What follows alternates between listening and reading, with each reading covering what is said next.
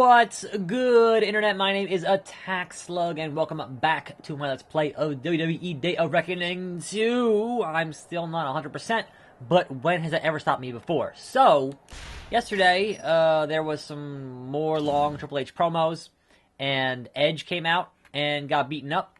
And today, who's it gonna be? Will it be Randy Orton or Chris Jericho for whatever the heck this happens to be? Alright, you two. Hey, Slug. I know that Edge and Triple H have been running their mouths, but they're not exactly the most trustworthy guys on the roster. Know what I mean? Yeah, from everything we've been hearing from the boys in the back, no one's buying what those two clowns are selling. It seems like Edge and Triple H are the only ones who think you've got anything to do with the missing title. I mean, let's face it, compared to some of the stuff those guys have pulled in the past, stealing a title is nothing. Thanks, guys. I appreciate it. In the meantime, I've got to go get ready for my match tonight against the Nature Boy, Ric Flair. Woo! Actually, that's the other thing we wanted to talk to you about. We all know there's nothing Triple H won't do to try to destroy his opponents, physically or psychologically. He is the cerebral assassin. The missing title has got to be the psychological part. And you can bet that Triple H will be accompanying Flair to ringside to take care of the physical part. So why not make it a tag team match? Yeah, Randy, why not? I'd love a chance for a little Evolution reunion on our terms. And I'm up for getting a piece of Triple H and Flair as well. Don't forget, I kept Flair from smacking you with the chair the week before WrestleMania. So who's it gonna be? Who? I get a choice here? Here's the thing, right? Chris Jericho in a tag team match last time. I legitimately sat here for like 40 minutes in that match because he had a submission finisher and I could never lock it in because tag team match. So you know what? Randy Orton, you have the RKO. Let's go. But also, I really don't want to sit here for another half an hour because, spoiler, I'm going to be out of town tomorrow, which means I got to film today and tomorrow and have them all done today. And it's already like 12:30. So I can't afford a half an hour of tag team match garbage because this game makes tag team matches near impossible. So anyway, woo! And welcome to a fine Friday as I team up. It is the Rated Slug KO tag team or whatever. And yes, I will be out of town on Saturday. That's the plan. So got to get all this stuff done Friday without, otherwise there's no videos. I can't have that. So this train continues, but we'll get into the news here. And obviously, the biggest story that hit, I think yesterday, or like last night, the biggest story is the fact that Mauro Ranallo, he's back, you guys. We thought, okay, he'd be done when his contract was up in August, like August 3rd, I think. And everyone said, all right, he signed a deal with the mixed martial arts company Bellator to call their action with Mike Goldberg, and he's calling the Floyd and Conor fight in August. I think it's August, yeah. So clearly the dude's got paydays, not a problem. So the fact that now we had heard they were in negotiations as of a few weeks ago. Like I think last week I had mentioned that there were some rumors that they were open to having talks. Right? So that's not the most surprising, but it's still pretty surprising that considering all the rumors and what had supposedly happened to make him leave the job in the first place, to be like, no, I'm gonna go back to work for this company. Now the catch here is that he is going to be working for NXT, which is, alright, as far away from JBL as possible. So, not main roster, not having to travel, just having to go record in Orlando at Full Sail for those tapings. So, I guess that relieves Tom Phillips of his NXT duties, and it'll be Mauro Ranallo, Nigel McGuinness, and Percy Watson? That's a weird three-man booth, but sure, why not? Anyway, that is the hugest news right now, because it's like, wow. And of course, in his statement, he made it very clear that this was not because of all the untrue rumors, and I'm like, no, yeah, it was, because if it wasn't, you'd be back on SmackDown, or in some capacity to have to deal with Mr. JBL, because clearly, but obviously, once you sign a contract, it would prohibit you from speaking ill of your fellow employees, etc., etc. So that's the big scoop. One has to wonder, was this done to prevent him from going to do stuff with New Japan and further, try to mess with New Japan, or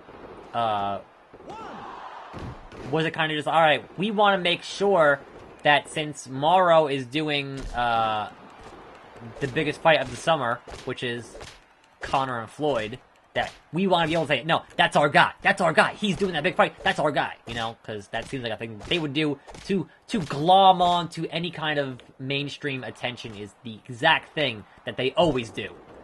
So I guess that's not belly to belly. Super surprising. But man, is it funny.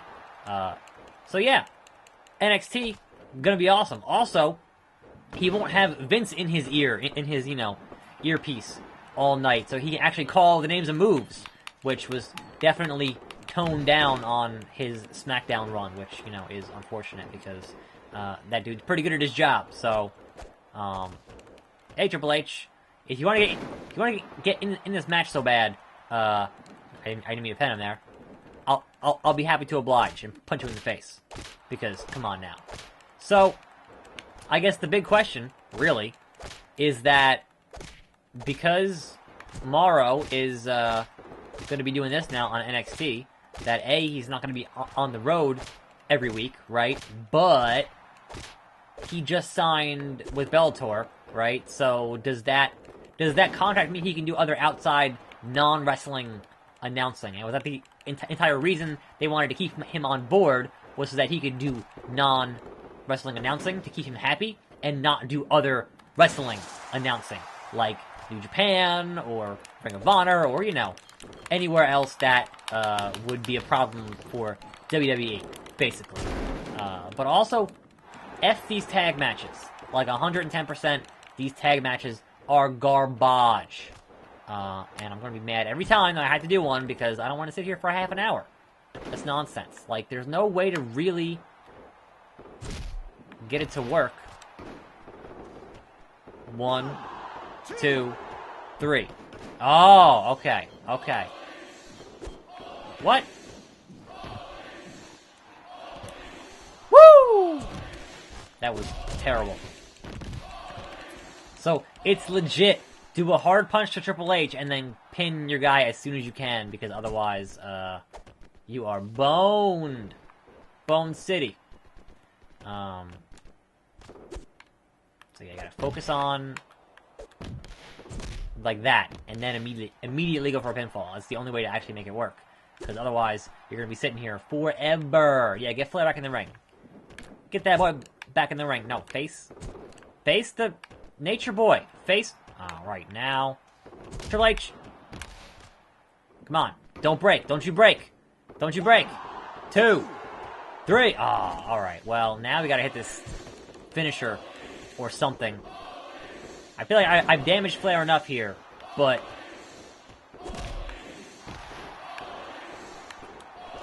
yeah, the waiting in between is kind of going to be the biggest issue. So I've hit Flair so many times with pile drivers that would have put any other man out, and Flair resists. He resists. That was a break. Triple H, get out of the ring. Get out. Screw you in your high knee. Seriously.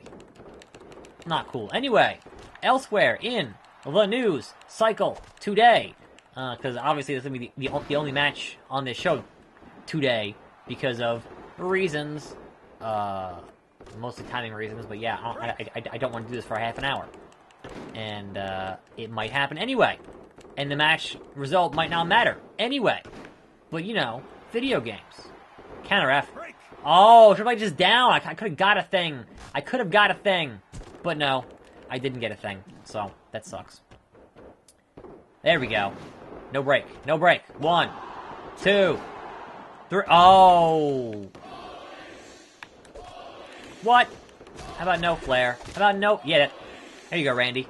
There you go, Randy. I'm tagging Randy Orton here. He's got no finishers. Oh, I was so good, and then he tagged out, and I gotta deal with Triple H's curmudgeon-y nonsense. That sucks. That sucks, Triple H. I'm tagging Randy Orton. There we go. I get to control Randy Orton. So, anyway, elsewhere in wrestling news, there's more Impact nonsense from Jeff Jarrett and Reby Hardy with their bits of business, because, of course, there was Jeff Jarrett saying, oh, nothing personal, it's just business. It's just business. And then her being like, it's not his business. And here's Jeff Jarrett's DUI report. And I'm like, why would she even have that? What? I don't know. That whole thing is continuing to be one of the best wrestling stories that's not actually a wrestling story. It's real life, so it's not a work. It's a shoot. Anyway, so there's that. And then also Jack Swagger. Remember him? Jack Swagger is considering and training for a career in mixed martial arts. So, unlike CM Punk, Jack Swagger actually has an amateur wrestling background. So that will help him out tremendously in Spinebuster, in what he wants to do for that whole bit of business. So, best of luck to him. He's apparently been in training for about 4 months now, so yeah, go tag Flair back. Oh, that was nasty. It was nasty. I don't know. It's already been 10 minutes, just about. It's already almost been 10 minutes for this. Alright, yes, tag. Yes, that was a dumb move. Tag Flair back in. See what happens. I can't get up. Didn't mean to do that, but okay. Hey, Nature Boy. Guess what? It's time to feel the wrath of the Viper. Because that's what we do here. Alright, so here's where it happens, right? We're gonna do this. Do this. I can't... RKO out of nowhere. And Triple H already in the ring. Give you one, too. Out of nowhere. Yeah, that's it. 2 RKOs. That has to be it. That was amazing. That was amazing. RKO, RKO, pinfall. That's how you do it. Thanks, Randy Orton. Hey, hey, nothing you can say, sir. And that, my friends, wraps up another episode of this show. Perplexing Pixels up in a couple of hours. Go check that out when you get the chance. And obviously, I'm filming tomorrow's episode in like about 2 or 3 hours here, so not much news is probably not going to break in between now and then. I'm sure I'll have something to discuss, though, so tune in for that tomorrow at 5 p.m. I'm attackslug. Thanks for watching. More videos every day, and I'll see you next time, right here on this channel. And I'm out.